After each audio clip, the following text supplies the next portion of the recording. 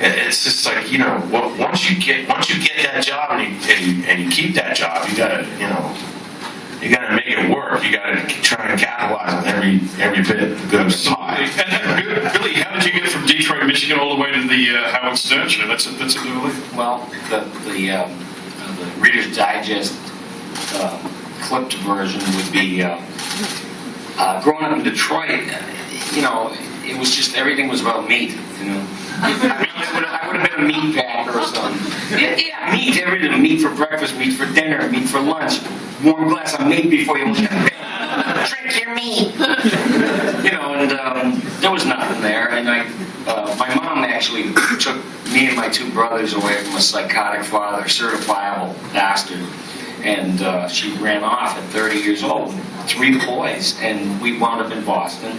Wow, 3 boys. Yeah, so I was a musician. That's the first thing I wanted to do. And I started playing guitar in 1961, and I had my first band in 1966.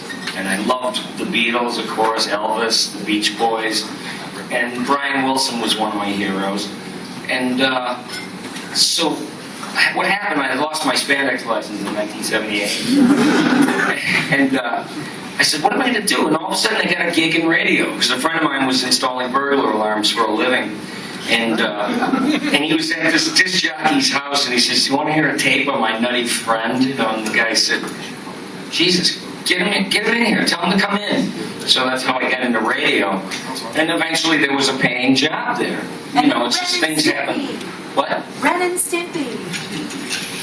I think this was before Ren and Stimpy at this stage. Oh. But we have a fan. We have a Ren and Stimpy fan. Oh, I know. Do you like guessing games? Guess what you just did.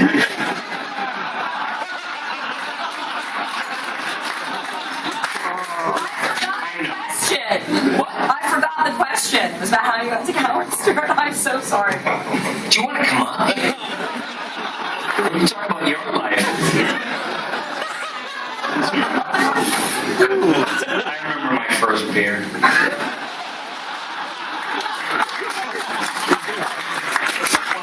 Let me get back. You got the BCN.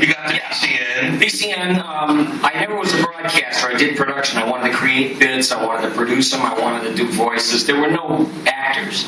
There were no actresses. So if there were female parts, you'd do those too. Or I would. You just did whatever you had to do to get the laugh on the air.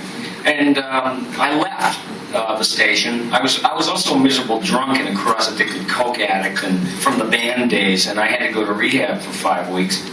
And I came out of there, and I didn't know what it was like to be out after 7:30 at night without being smashed.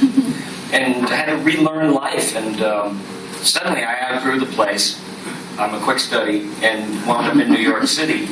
And our sister station wanted to hire me, and they said, there's this guy there, I don't know if you're going to keep me on his show or not, he's a rough customer. And I said, well, who is it? And he goes, they got Howard Stern on there.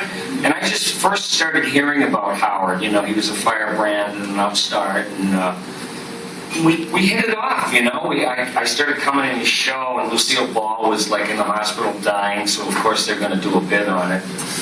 And I was after Howard came off the show, he's eating his baked potato, and I said, hey, Lucy's dying. It's like they're showing the conveyor belt bonbon scene, the whole thing. And I went, oh, Gary, get my clutch first.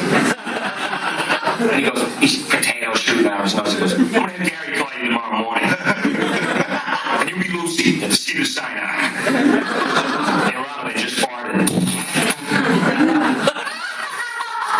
I don't know what you make of that show, but it polarized people. I did all kinds of hairy stuff, but a lot of it was to point out the grotesqueness of racism or pretentious stars, celebrities that were far higher than their ass, We've got to take them down a peg. So I just decided, though, that was the end for me, and I moved to Hollywood, and I had no idea what I was going to do. Honest to God. I just left radio, and I said, I'm going to take my chances, and I got a gig on a cartoon show. A woman named Jeannie McSwain hired me, and all of a sudden, if you begin to take an attitude like, I want to go in there and blow people away, I really do. That's all I want to do. I didn't care if I was famous. I don't care if I got rich. I wanted to contribute so badly. I wanted to bring something to the table, and that's how I treated every gig. And believe me, they notice it. When you come in there and you want to make the producer or director's the best part of their day is you, because they go through a whole lot of other stuff. And, and then it starts snowballing, like John was telling you. People start calling you. They hear your name. And